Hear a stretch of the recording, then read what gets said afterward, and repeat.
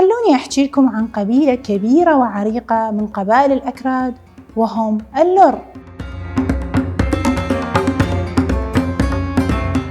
تسمية اللر قديمة مربوطة بمكان سكناهم بمنطقة اسمها لر أو لرستان.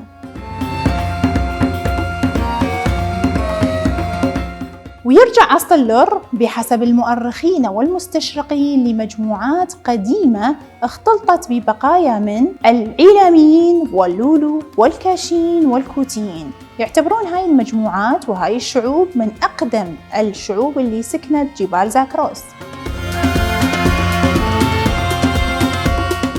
لهجتهم تسمى باللهجة اللرية، وهي أحد تفرعات اللغة الكردية ومشتقة من اللغات العيلامية.